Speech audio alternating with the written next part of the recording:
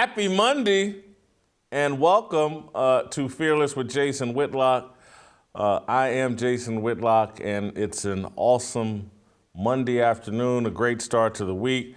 I'm expecting to have good news later today or at some point today. Uncle Jimmy has been at the doctor's office, a routine checkup from his procedures, and we're expecting to get some good news about his recovery. I think we can go ahead and reveal, Corey, Chris, that Uncle Jimmy's been transitioning, and when we come back, it'll be Aunt Jimmy when he does return. I'm joking. He'll be very upset with me for saying that. But anyway, on a serious note, we expect Uncle Jimmy to have some good news about his recovery. He's doing well. We're doing well. Despite a disappointing weekend for myself and my Ball State Cardinals, I went home for homecoming and got to spend time with some family and friends and got to go up to Ball State and watch my Cardinals play football. Got to walk around the new indoor football facility and all that, but we lost to Miami of Ohio 24-17, and that kind of put a cloud over the weekend. But it was still a good weekend.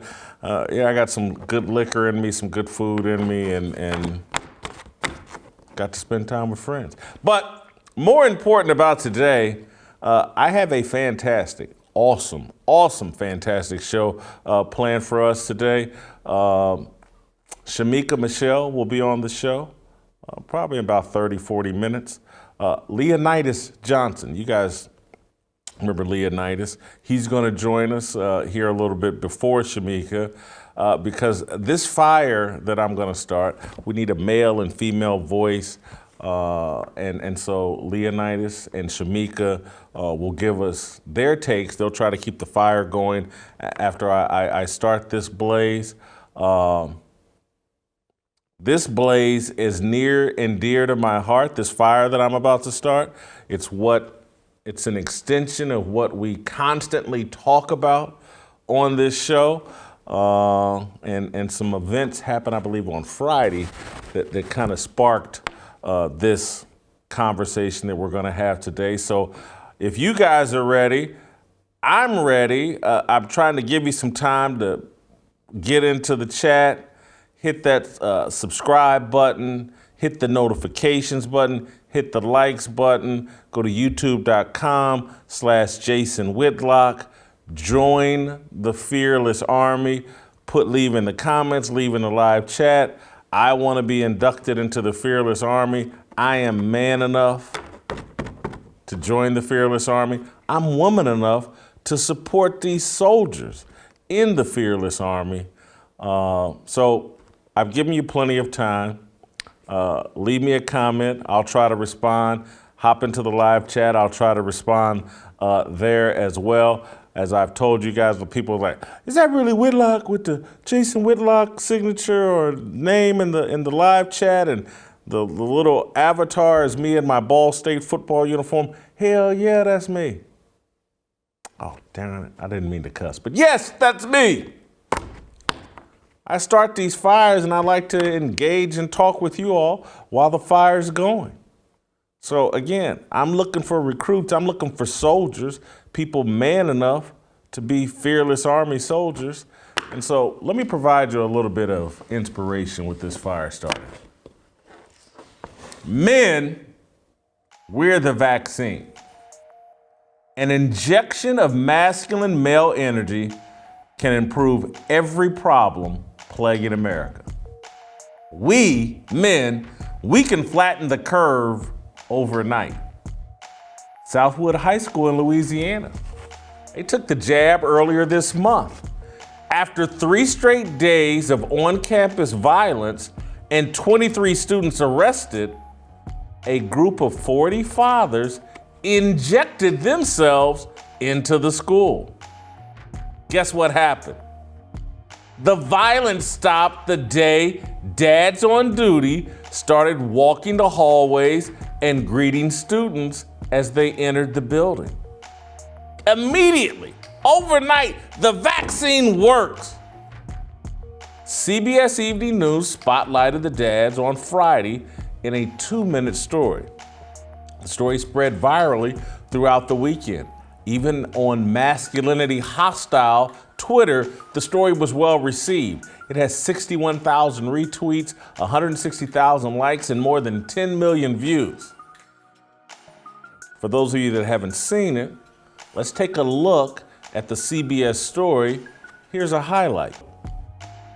I'm not going to criticize Steve Hartman, the CBS anchor or host, broadcaster that put that together, reporter that put that together, but I do like his choice of words. Strangely, and perhaps in part, there's nothing strange about it. And it's not perhaps in part, it's because of the dad showing up. But again, I don't want to criticize him. The CBS story also made no mention of the race of the dads. I actually kind of respect that decision. In such a short, condensed story, it would be difficult to unpack the significance of the race of the fathers.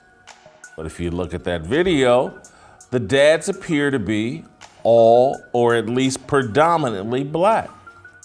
Statistics show that black kids are denied the male energy vaccine at a substantially higher rate than all other racial groups. More than 70% of black kids are born to unwed parents. Just think what would happen if corporate media focused on the importance of the male energy vaccine as much as it focuses on the COVID vaccine. Young people have a 99.9% chance of surviving COVID-19. Surviving without their dads in the home? The outcomes are catastrophic. You're far more likely to end up in jail, drop out of high school, suffer depression, experience sexual assault, produce out of wedlock kids, join a gang. The list goes on and on and on. The negative outcomes from the lack of the male energy vaccine is incredible. But there's almost no discussion about it. We need a mandate. Capital M, capital A, capital N, as in Nancy. We need a male energy vaccine mandate. That's the vaccine, that's the mandate that could save America.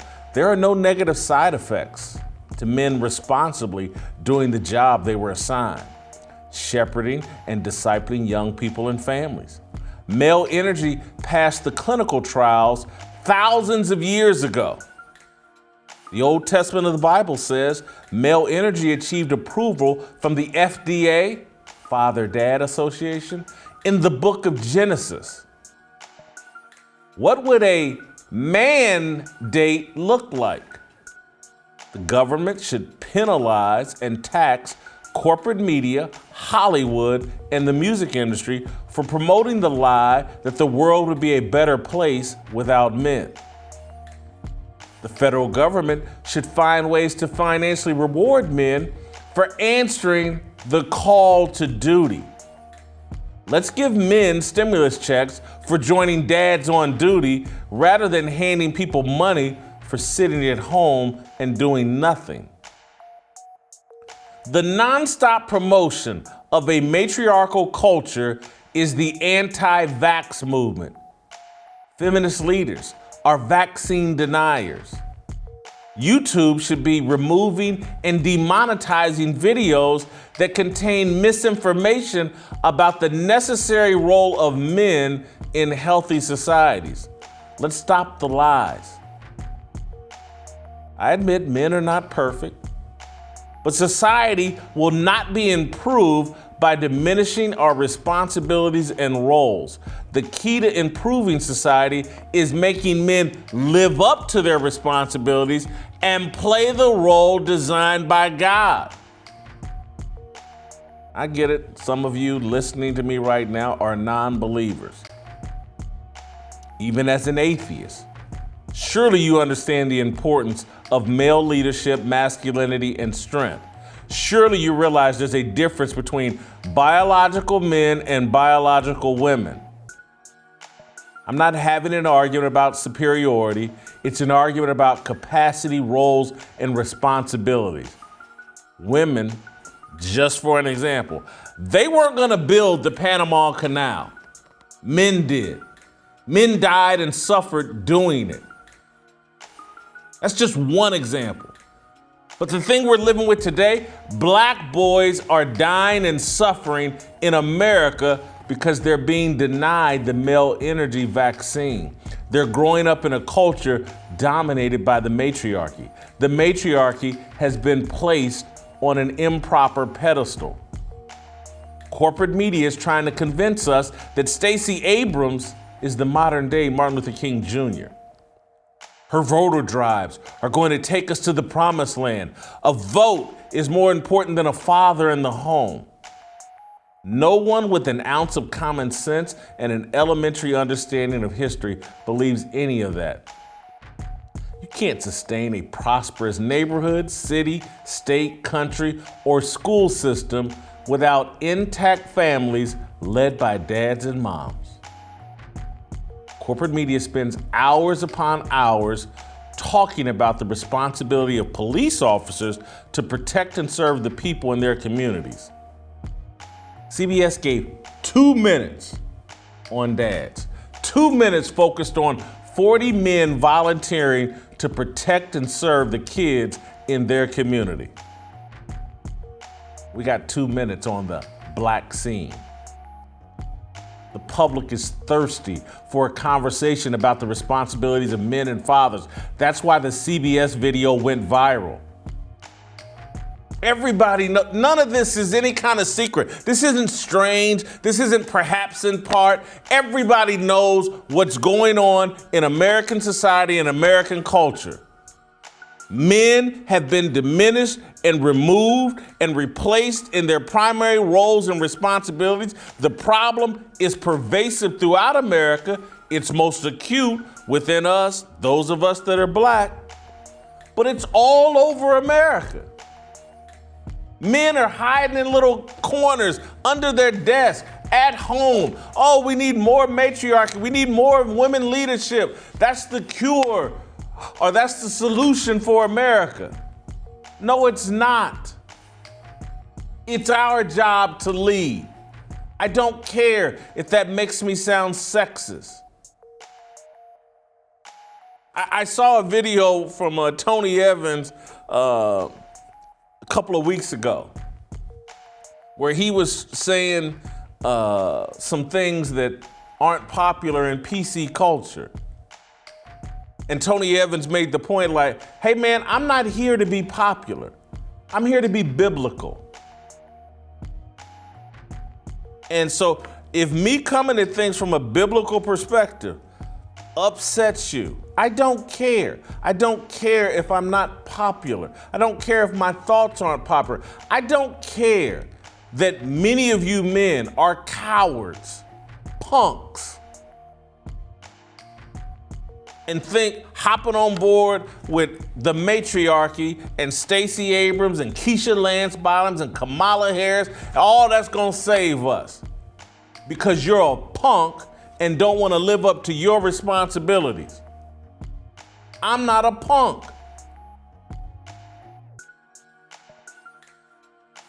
They want to sit on TV and the police this and the police should do this and the police need better training. Like there's no other side of the story. Like these damn kids need better training, and it starts with daddy doing his job. The primary police officers of young people should be mom and dad. It's their role, it's their responsibility to be officer friendly. Moms and dads have to patrol homes, neighborhoods, and schools.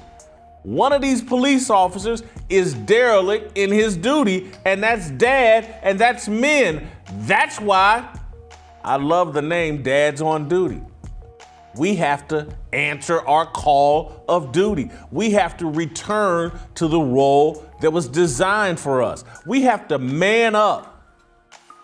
And these guys in Louisiana have manned up. And we need more than 2 minutes of information about them. The mainstream media and the BLM, LGBTQ, CRT, alphabet mafia want to convince you the government should be our daddy and that America would be a much better place if we ingested more feminine energy and empowered the matriarchy.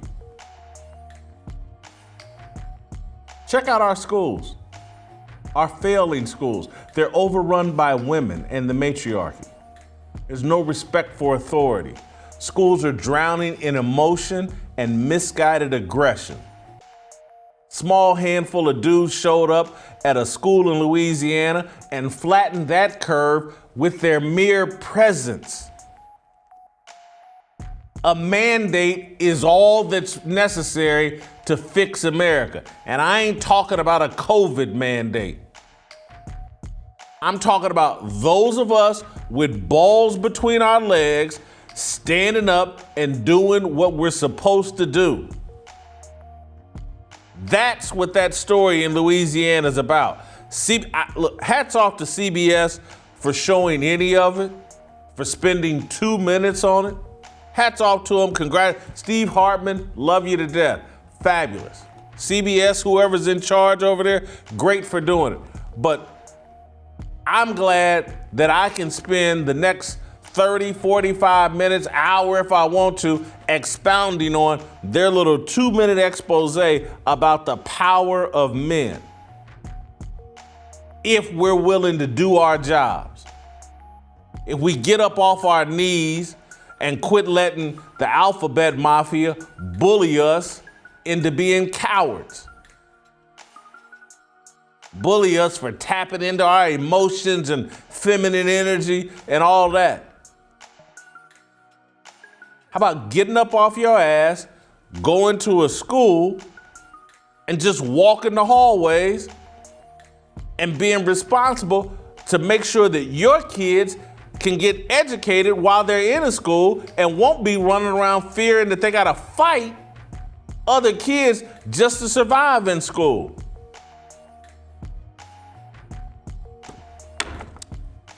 Hat tip to CBS. I wish that the other television networks, NBC, Fox News, ABC, every day they should be putting out videos about men doing their job and what happens once we do our jobs. We talk about a vaccine that can fix some things. These, and again, the beauty of it is, as you can look at the Michael Lafitte, they said, you ain't even got to be in good shape to do this job. Just show up. That's what I was literally in this conversation this weekend about. The whole key to life is just showing up. Success in a job. Have you shown up and have you shown up on time? Everything else will fall into place after that. Literally, just being present makes it incredible. I didn't understand this when I was a kid, because when I was in college, I damn near skipped more classes than I went to. And my grades suffered because of it. But 90% of the battle in anything is just showing up. This isn't hard. So hats off to CBS, hats off to the dads. I'm going to bring in Leonydus Johnson to talk about it, and then we're going to bring in Shemica to get a female take on it. But first, I want to tell you about my good friends at Good Ranchers. When is the last time you think you had American meat? Chances are it's been a very long time. It's been way too long. Did you know that over 80% of grass-fed beef sold in the U.S. is imported from overseas? That's not the case for my friends at Good Ranchers. They've traveled the country on a mission to help American families and American farmers. How? By working together with local farms and ranchers and shipping straight to your door. GoodRanchers.com is a safe and convenient way to order your meat. They save your family money and help the American farmer. GoodRanchers.com delivers American craft beef and better than organic chicken. They have T-bones, fillets, strips, gourmet burgers, and more. And at half the price of online competitors, you get the steakhouse quality you deserve at a price every family can afford. Go to goodranchers.com to buy now or subscribe today and save 20% off. Subscribing brings the cost down to less than $5 per meal. Plus, right now, get an additional $20 off and free express shipping if you go to goodranchers.com/fearless or use code fearless at checkout. That's $20 off and free express shipping at goodranchers.com/fearless. Again, when I keep talking about just show up, just do a few little simple things and you can help improve America. You can support a point of view in the media that reflects your point of view. All you got to do, go to your web browser, goodranchers.com/fearless, boom. Use fearless at checkout, boom. You've now taken a step. You've now shown up in this cultural war that we're waging. You've now just signed up to be a fearless soldier. I need you to do this. I need you to support the people that are supporting me and this show. All right, let's roll out to Ohio and bring in a soldier in the Fearless Army. Leonydus Johnson, you just heard me rant and rave about dads on duty. I got to tip my hat to CBS, but I did kind of giggle at the way they presented it, like, and strangely, things changed, and perhaps it was in part to dads actually doing their job. What a novel concept. Men doing what they're supposed to do, and it produces positive results. I never thought that was possible. Are you as shocked as perhaps CBS was that men could actually make an impact just by showing up? No, not at all. I mean, how many times have we talked about this? We need men in our society, and when men show up, these things are going to happen. I mean, it's not a surprise. You listed off some of those statistics in your monologue. Kids are more likely to live in poverty. They're more likely to have all these negative social outcomes, more likely to end up in prison. I mean, name a negative social outcome, and you can find a correlation with lack of male presence in that kid's life. I mean, it's not always, but most of the time, you're going to find that correlation to be there. So, yeah, men showing up, that's it. All you have to do is be there, be that presence, be that masculine energy, like you said.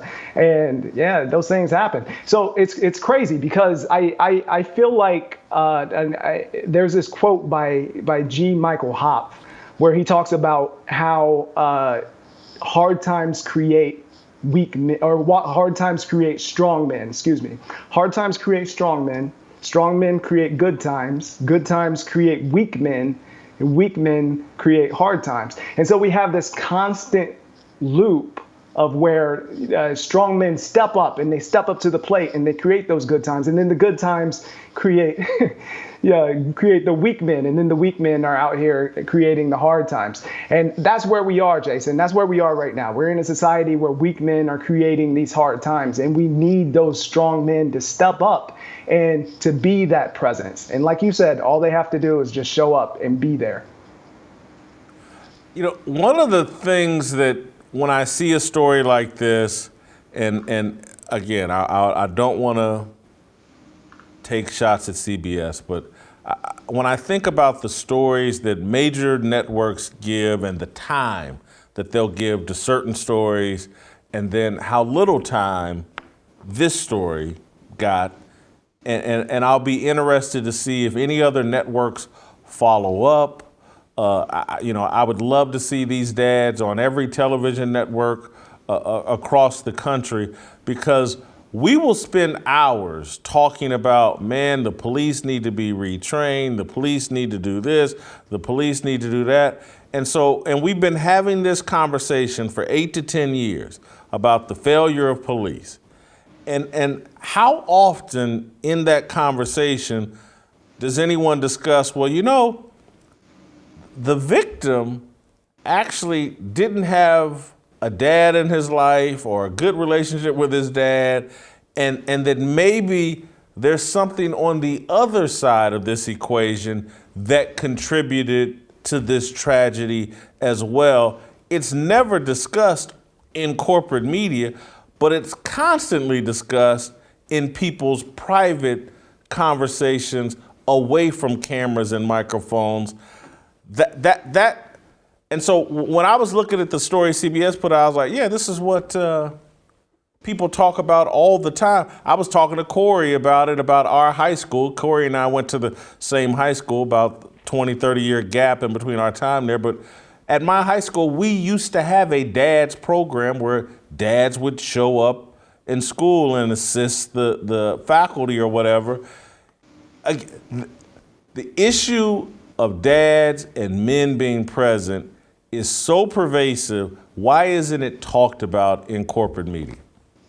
Well, I mean, our society's got to this point, and you mentioned this already a little bit. We treat government like our daddy, right? To come to this point where we can admit that, yes, kids need that father presence, where we don't have this feminist kind of energy that can run our society. That's just not going to work. There's this idea that we don't need men to fulfill that role. So I think people in the media have a hard time admitting that. So that's probably why CBS was surprised and why I'm surprised they devoted 2 minutes to it. But they were probably surprised, and they didn't want to put too much energy into that, because nobody's going to want to admit that, yes, we do need strong men in our society. And that completely just upends the narrative, And I wonder at some point if it's just human nature. I wonder if we just got to this point, like that quote that I said, if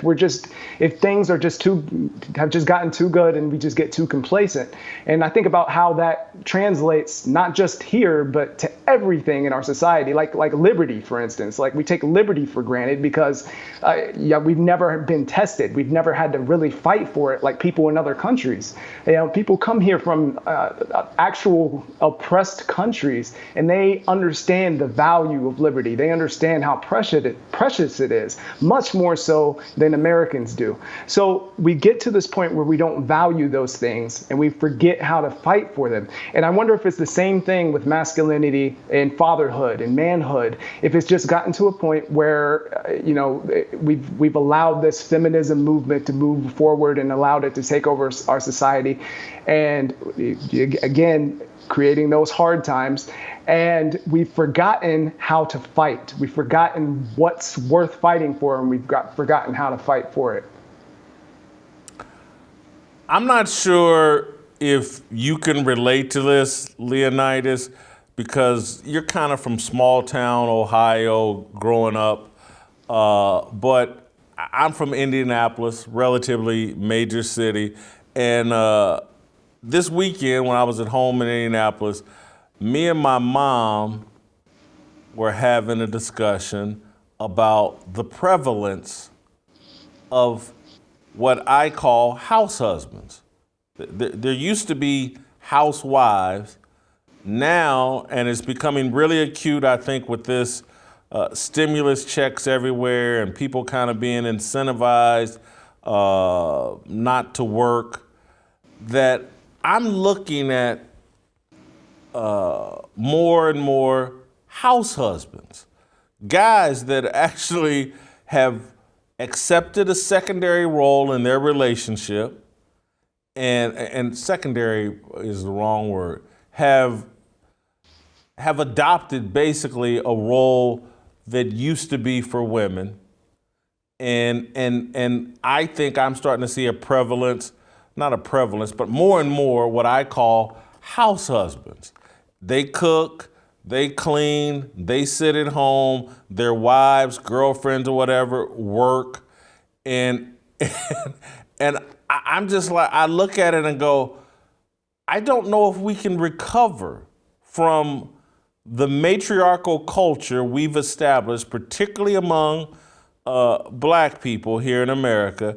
I do think the feminist movement is trying to expand it out across the board, across all demographics, but it's an acute issue for us in the Black community, and I'm just wondering, can we recover from it? Is there a way back? Well, we have to remember what manhood means, what masculinity means.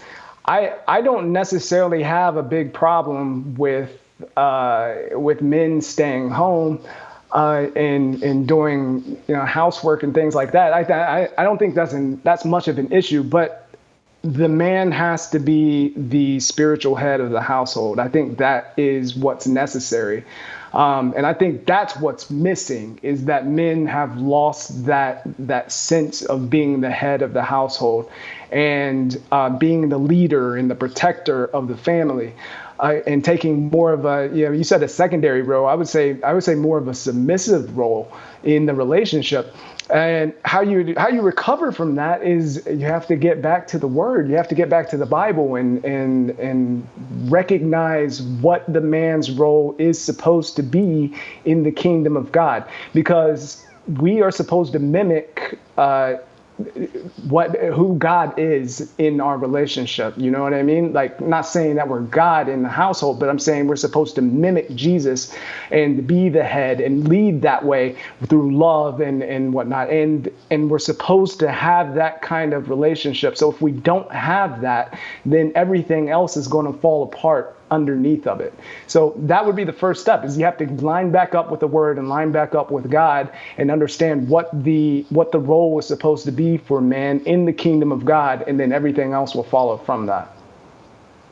Let me ask you this, Leonitis. You've said something interesting. I don't want you to run away from it, but I am going to push back. Can you be the spiritual head of the household, the leader of your household, if you're not the primary financial provider in your household? It seems like that would be tough to pull off. Yeah, I mean, maybe. I don't know. I don't have a good answer for that. I'm just saying that I don't necessarily have an issue with, like, just from my standpoint. I mean, obviously I work and things, and but my wife works too, and we make about the same amount of money. So I don't see myself being in a submissive role to her, and we're more of a partnership. You know what I mean? So I don't necessarily think that it has to be that way.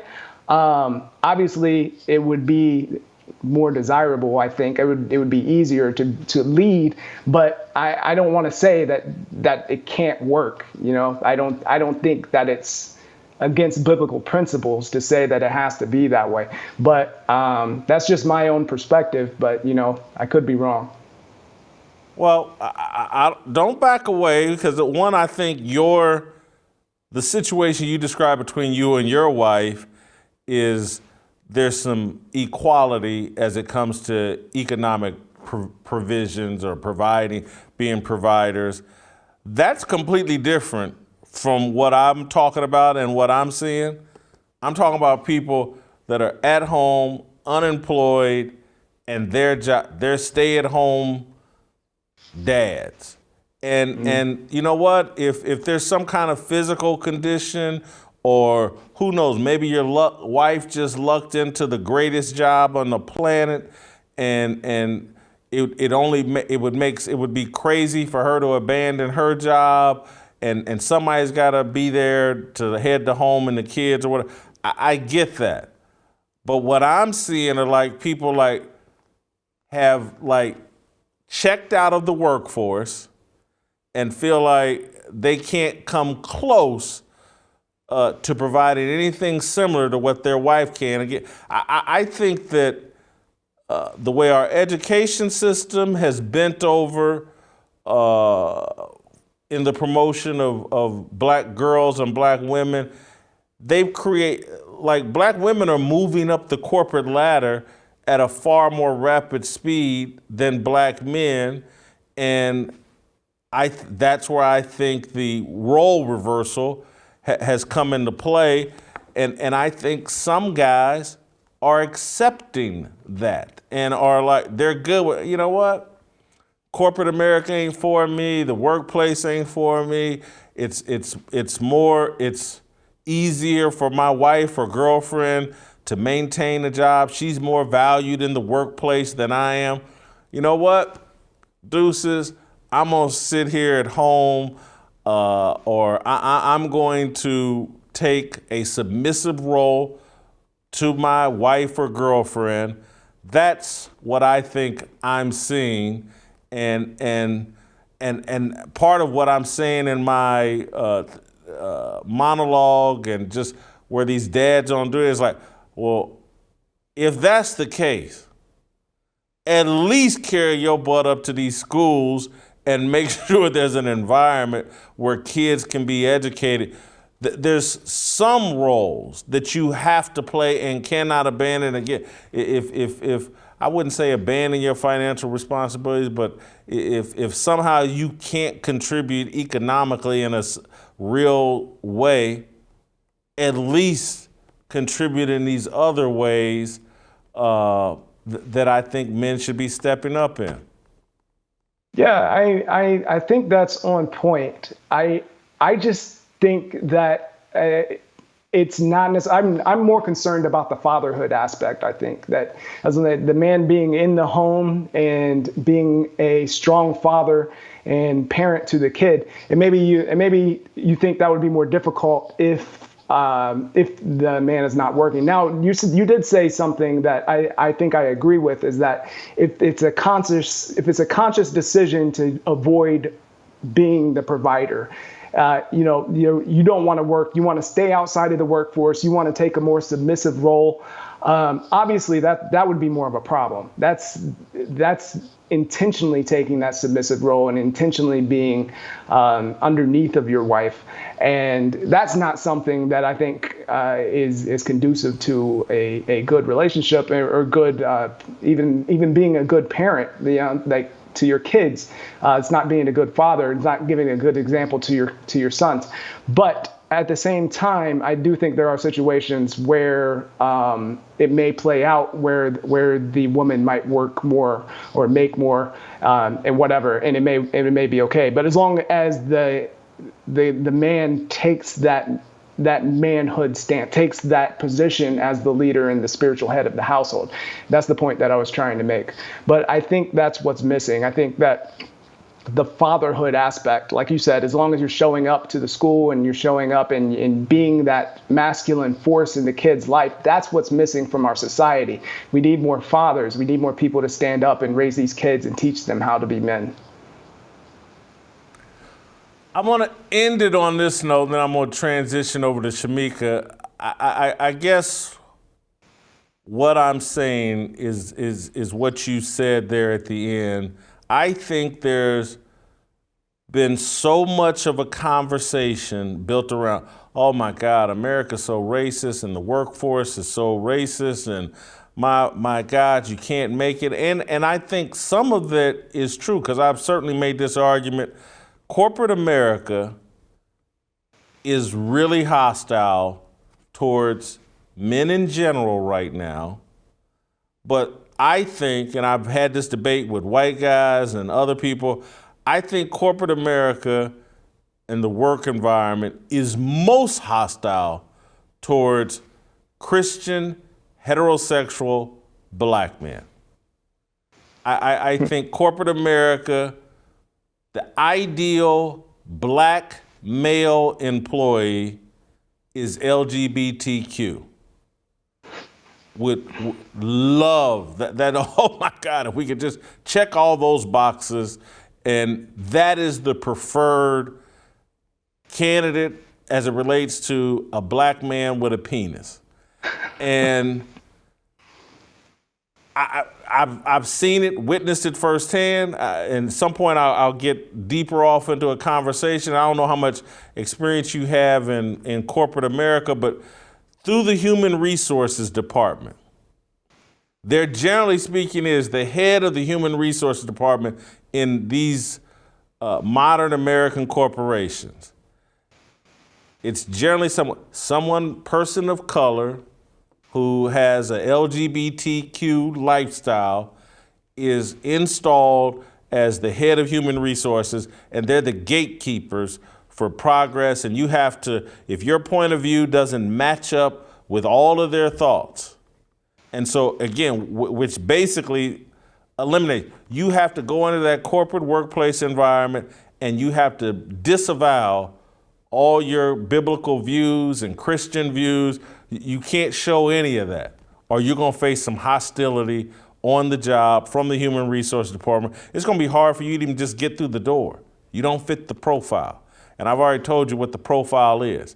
And then if you don't fit that LGBT, and you got to be a strong supporter, just a passionate supporter of all of that, or you're public enemy number one. And so I get why some black men are somewhat giving up on corporate America, but you better man up and start your own, Theo. Man up and start your own business. That's the solution. My father took that solution 50 some odd years ago when he left Chrysler, and it still works. So Leonitis, I thank you. I'm gonna keep it moving. We're gonna get a female take, Shemica. I'm gonna let her come in here and call me a sexist pig because I'm sure other people are. But before I do that, I guys want to tell you about ladder life insurance. It makes sense why people get life insurance, especially term coverage, which is surprisingly affordable. Why not pay a bit each month to protect the ones you love? If you're asking yourself this question, choose Ladder. Ladder is 100% digital, no doctors, no needles, no paperwork. When you apply for $8 million or $3 million in coverage or less, you just need a few minutes and a phone or a laptop to apply. Ladder's smart algorithms work in real time, so you'll find out instantly if you're approved. If you prefer to talk to a person, their team of licensed agents don't work on commission, so they'll help you and not upsell you. No hidden fees, cancel anytime, get a full refund if you change your mind in the first 30 days, and Ladder policies have long proven histories of paying claims. They're rated A and A plus by AM, best. Finally, since life insurance costs more as you age, now's the time to cross it off your list. So go to ladderlife.com. That's LADDER life.com/fearless today. If you're instantly improved, that's ladder, LADDER life.com/fearless. Ladderlife.com/fearless.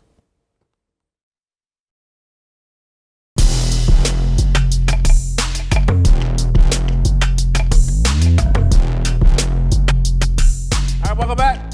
Time for some Shemeka show, and Shemeka Michelle is going to join us from North Carolina. Shemica, obviously I've been talking about dads on duty down in Louisiana. You're a mother of three. I'm sure you have some thoughts about how effective these fathers seem to have been in Louisiana. Are you surprised at all that a group of dads showing up at a high school can change the whole tenor and tone and tension level in a high school? I'm not surprised at all, because I think that men are very important, and this is exactly what needs to happen.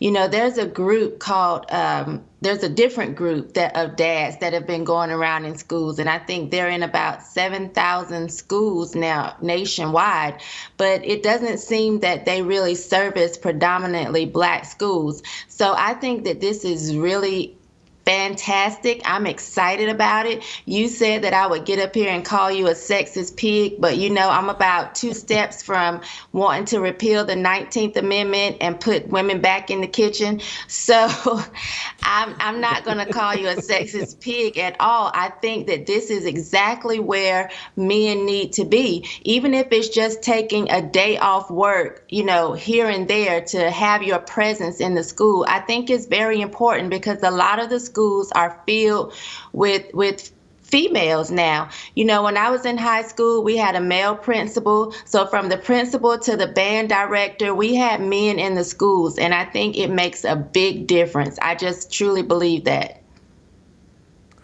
You know, you say that there's an organization that doesn't service or hasn't caught popularity in Black schools, and just, I'm sure, or I suspect this is what you think, that's on us in terms of, like, as Black men, it's not like, oh, how come they didn't bring that program here? It's like, how come we didn't start that program for us? These dads in Louisiana have. Part of what I'm upset about, or upset's too strong of a word, but this story got 2 minutes and people were so thirsty for it, it spread like wildfire all over social media, which to me is an indication that if people are thirsty for more stories about men stepping up and fixing problems in communities. But what we're fed from the media is a constant diet of, well, here's what the government needs to do, or here's what the police need to do. It's never about what parents need to do, particularly fathers. I agree with you. And of course, they could have implemented this before. I'm so glad that they have now. And like you were saying earlier, we need the vaccine. We do. And while they're pushing the other vaccine on kids 5 to 11, this is exactly where we need men to start being pushed in these 5 to 11-year-olds. Let's get these drag queens out of story hour in the schools, and let's flood the school with men and fathers to take the place, because we don't need what's being fed to our kids right now. It's not helping. And the government, that's not our dad. So yes, I agree that, who was it, ABC or CBS, whatever, they only gave them a small amount of time. But people are thirsty, because I believe men are ready to step up. And I think that there's a lot of women that are ready to get out of the way. And I'm hoping that, they allow these men to do what they're doing. They don't floral spray it or inject it with estrogen. I need women to just move out the way and let the dads be the dad. When they come home, give them a cold drink, a hot plate, and some warm.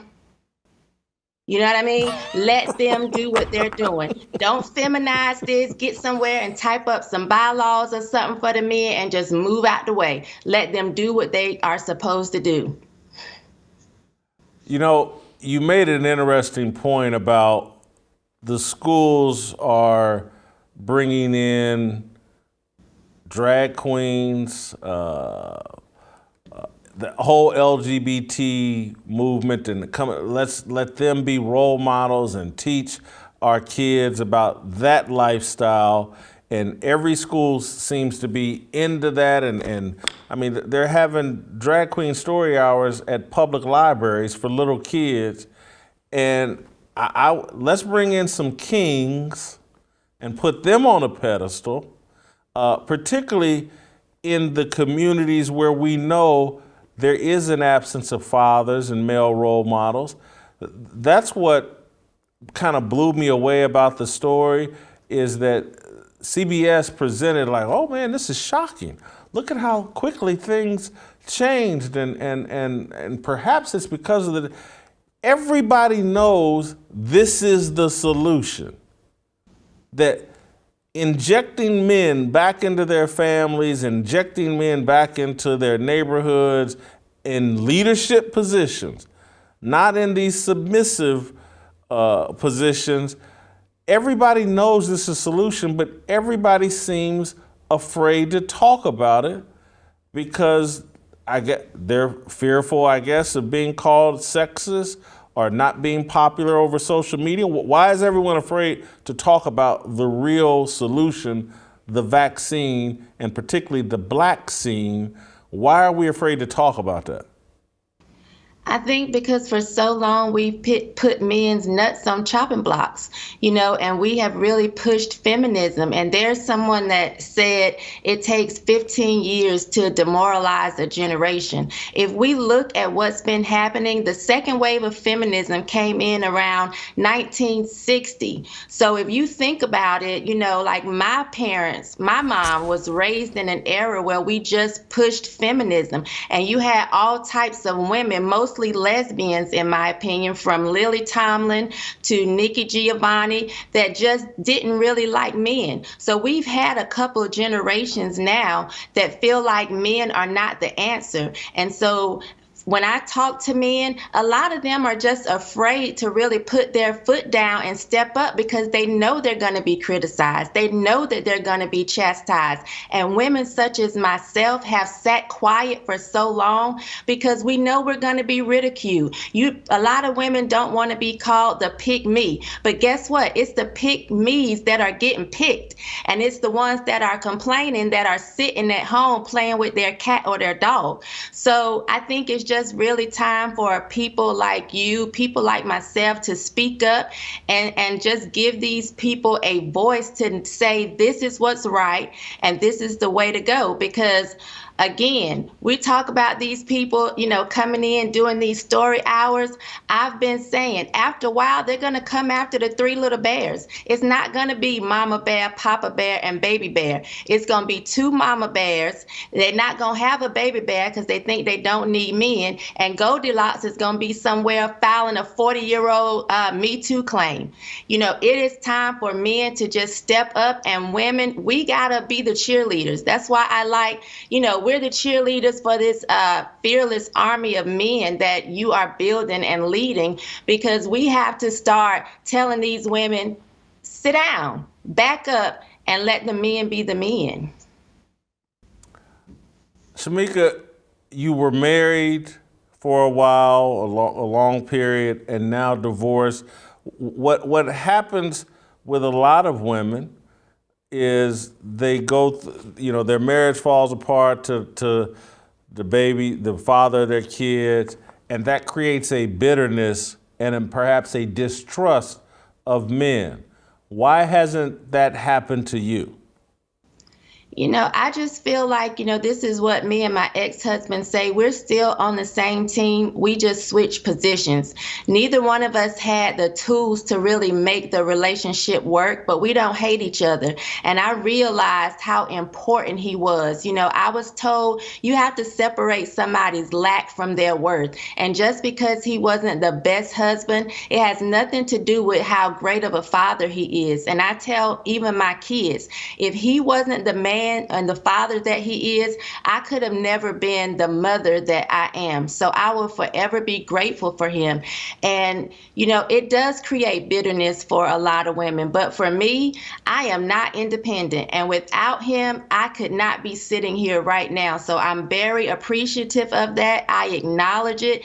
And I'll spread the word, far and wide, that men are important and we need men. I'm so glad that I was not bitter, because he may not be in our girl's life if I was. A lot of times we tell men, you need to fight harder to be in your children's life. I disagree with that. You shouldn't have to fight at all to be in your kid's life. That should be automatic, and every woman should want that. If they're not abusing your child, why wouldn't you make it easy for the man to be there to actually be a father to these kids? So I don't think men should ever have to fight to be in a child's life. The woman should make it completely easy, and they should be able to do what's best for the child at all times. Shemica, I think I covered everything that I wanted to cover. Did you get to say all you wanted to say? Well, I can sit here and ramble all day when it comes to just pushing men and cheering men. I'm just a cheerleader by nature, and I think most women are. So don't ask me if I've covered everything. I'll be up here 30 minutes later still saying the same thing. Let's go. Let's do it. Take your place. Thank you, Shemica. Thank you. All right, that's Shemeka Michelle, the Smoke Show. Shemoke Show. All right, tomorrow we'll have Delano Squires and Steve Kim, two smartest guys on the show. We're going to have the artist behind the #1 song, Let's Go Brandon. He'll be here tomorrow as well. And I'll have an update on Uncle Jimmy's transition to Aunt Jim. I'm sorry, I'll have an update on Uncle Jimmy's report back from the doctor. I think he's doing well. He went in for a checkup. Keep him in your prayers. I think I hear tomorrow in my ear, so that means we'll see you tomorrow. We want freedom. just want, I wanna be, I just want.